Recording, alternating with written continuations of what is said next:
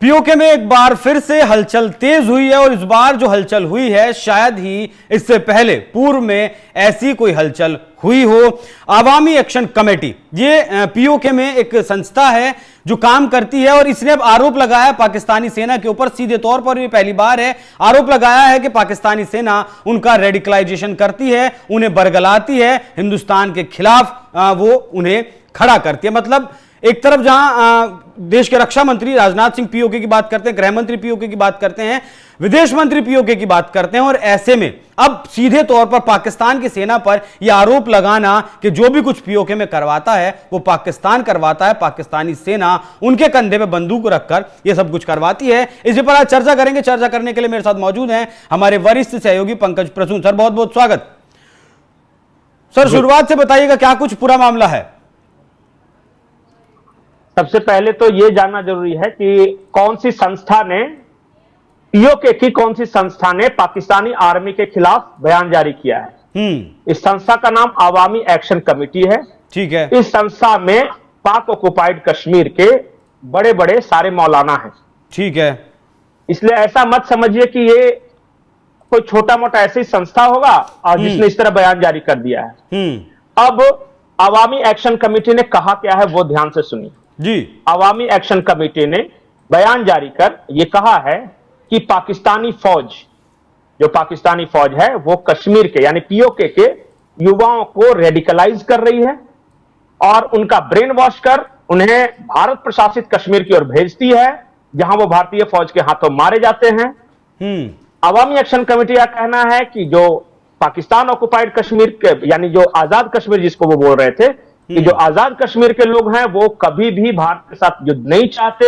हम पाकिस्तान के साथ बहुत परेशान हैं और हम पाकिस्तानी फौज के जियोपॉलिटिक्स के चक्कर में अपने लोगों को बर्बाद कर रहे हैं, मरवा रहे हैं। ये कहा है। से आज का ये इजलास हो रहा था, आज की जो यहाँ पे मीटिंग हुई है वो इस इलाके के अंदर गैर महसूसाती तौर पे एक प्रॉक्सी वार की बुनियाद पे एक जिहादी कल्चर को फरोग देने की कोशिश की गई है। हमारे नौजवानों को जो है वो बरगला के जो है वहां पे उस तरफ भेजा जाता है और 2-3 नौजवान हमारे शहीद हो चुके हैं। हालिया दिनों में भी बरगमंग में हमारा एक नौजवान जो है वो वहां पे जाके उसकी कुर्बानी लगी है। उससे पहले एक और नौजवान जहां पे कुर्बान हो गया है।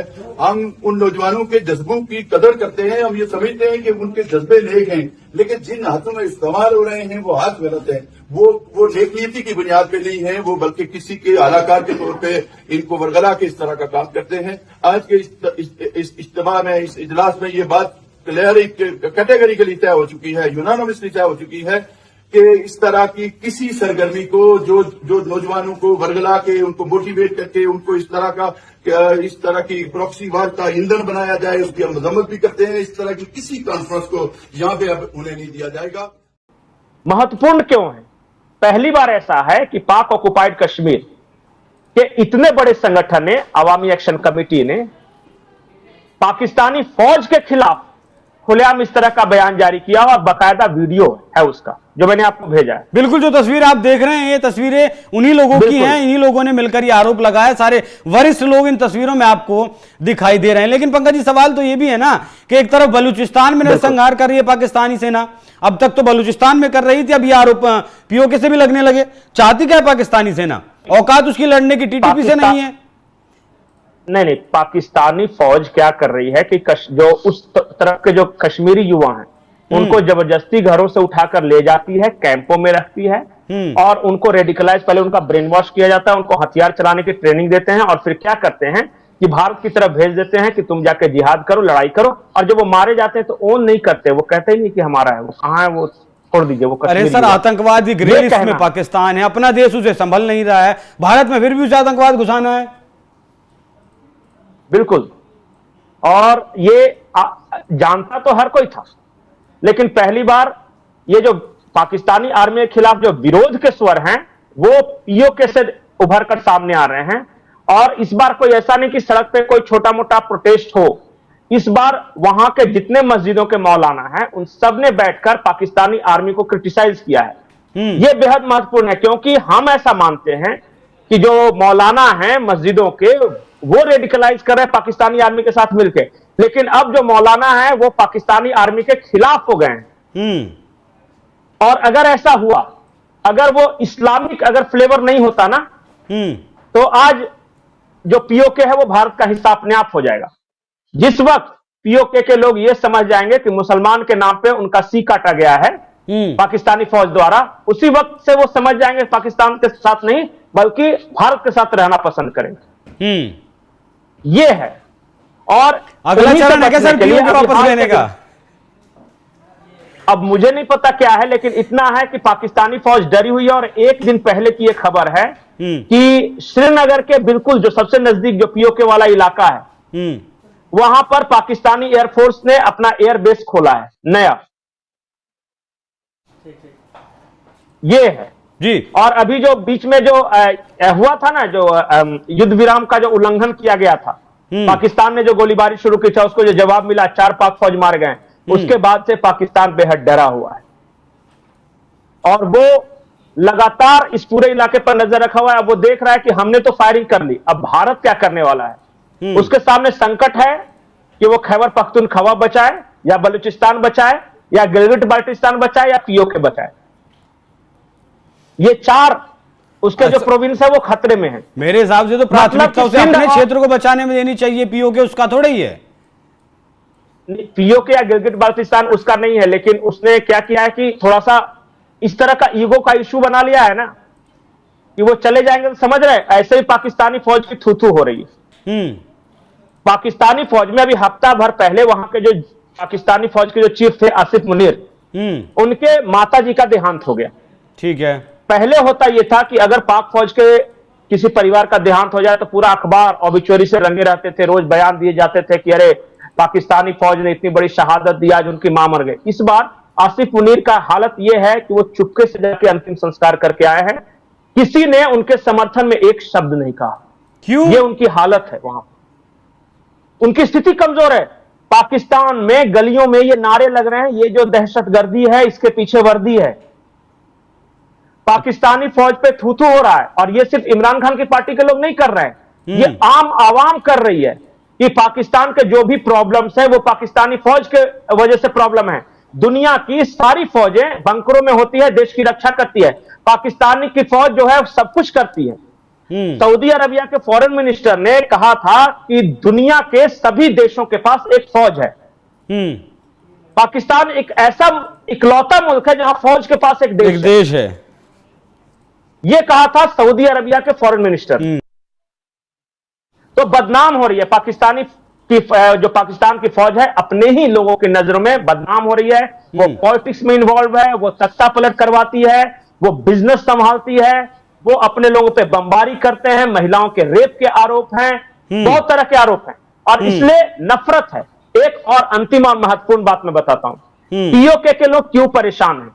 इसलिए परेशान है कि पीओके में राशनिंग की गई है हर मामले में। जैसे कि वहां फिक्स कर दिया गया है कि पेट्रोल कितना जाएगा, आटा कितना जाएगा। जैसे 5 किलो आटे की बोरी एक परिवार को मिलेगा, 1 हफ्ते तक चलाना है। ये किसी का पेट भरे या ना भरे, भरे या ना भरे। कंपनी भी कौन सी आई? वो कंपनी का नाम है फौजी आटा।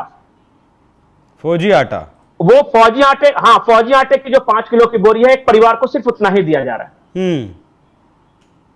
तो इस तरह से हर चीज में राशनिंग की गई है। पेट्रोल कितना मिलेगा, आटा कितना मिलेगा, वहां के बच्चों की फी, मतलब कि किस स्कूल में जाएंगे, ये सब कुछ तय है पहले से। मतलब एक तरह से वो कैद में है।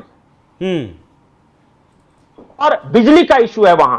अभी पाकिस्तान ऑक्युपाइड कश्मीर में लोगों ने इस बात के लिए प्रोटेस्ट किया था कि वहां बहुत सारे हाइड्रो पावर प्रोजेक्ट्स हैं, सारी बिजली पीओके में बन रही है, लेकिन पीओके में अंधेरा है। उस बिजली को लाहौर में से रोशन किया, लाहौर को रोशन किया जा रहा है उस बिजली से। वो रावलपिंडी रोशन हो रहा है, लेकिन पीओके के लोगों को बिजली नहीं मिल रही। उन्होंने कहा बिजली हमारी, जगह हमारा, हाइड्रो पावर प्लांट हमारा, लेकिन बिजली मिल रही है लाहौर और रावलपिंडी को और हम अंधेरे में। इस बात को लेकर भी वहां प्रोटेस्ट हो रहा है। ठीक है सर, एक आखिरी सवाल। बहुत सारे इश्यूज हैं पाकिस्तान में। क्या इशू है सर? मतलब मरे जी, हमें उससे क्या मतलब है, क्या फर्क पड़ता है? पीओके में जिस तरीके से रणनीति चल रही है कि पीओके अपने आप ही वापस आ जाएगा, उसी दिशा में ये जो अगला कदम मान लिया जाए इसे, जिस तरीके से पीओके के लोग अब पाकिस्तानी सेना के खिलाफ उतरे हैं। नहीं, पीओके आएगा या नहीं आएगा मुझे नहीं पता, लेकिन वहां के लोग अब लगातार पाकिस्तानियों से नफरत कर रहे हैं, पाकिस्तानी फौज से नफरत कर रहे हैं, और वहां के लोग कह रहे हैं कि इस्लाम के नाम पे हमें बहुत बड़ा बेवकूफ बनाया है पाकिस्तान ने। इस्लाम इस्लाम कह के हमें अपने साथ तो रखा, लेकिन उसके बाद सारा वो काम किया जो हमें परेशान करने के लिए, हमें दबाने के लिए, हमें जिंदा मौत देने के लिए किया जा सकता था। पंजाबी हैं वो किसी के नहीं है, ना वो बलूचों के हैं, ना पश्तूनों के हैं, ना कश्मीरियों के हैं। पंजाबी सिर्फ अपना देख रहे हैं। ठीक है, तो भारत भी सिर्फ अपना देखेगा। और पंजाबी में भी दो डिवीजन है। पंजाब का तो इमरान खान भी है, लेकिन जो साउथ पंजाब के इलाके हैं उसे ये पंजाबी अपना नहीं मानते। वो फौज वाला पंजाबी जो नॉर्थ पंजाब है और जो भारत से सटा हुआ इलाका, सिर्फ उसको कहते हैं कि बस और उन्हीं की तूती बोलती है, बाकी सब गरीब। ठीक है सर, तो प्रदर्शन काफी लंबे वक्त से पीओके में चल रहे हैं और भारत सरकार बहुत ज्यादा वहां एक्टिव नहीं है, लेकिन भारत का ऐसा मानना है कि पीओके हमारा है और एक दिन पीओके हिंदुस्तान के साथ मिल जाएगा। और अब जिस तरीके से पाकिस्तानी आर्मी का विरोध किया गया है पीओके के वरिष्ठ लोगों के द्वारा, ये दिखाता है बर्बरता पाकिस्तान की सेना की। और पाकिस्तान की सेना की बर्बरता को बताने की शायद जरूरत नहीं है, क्योंकि बलूचिस्तान से जो तस्वीरें उस नरसंहार की आती हैं वो उस बर्बरता को दिखाने के लिए काफी है। अब देखना होगा कि भारत का अगला स्टैंड क्या होता है, भारत का अगला कदम क्या होता है, भारत की अगली रणनीति क्या होती है, जिससे जल्द से जल्द पीओके हिंदुस्तान का हिस्सा बने। पंकज जी, बहुत बहुत धन्यवाद आपका। ये जो गुप्त जानकारी और अंदर की जानकारी आपने हमारे दर्शकों को दी है। बाकी दर्शकों, आपको जानकारी कैसी लगी कमेंट कर जरूर बताइएगा। नमस्कार।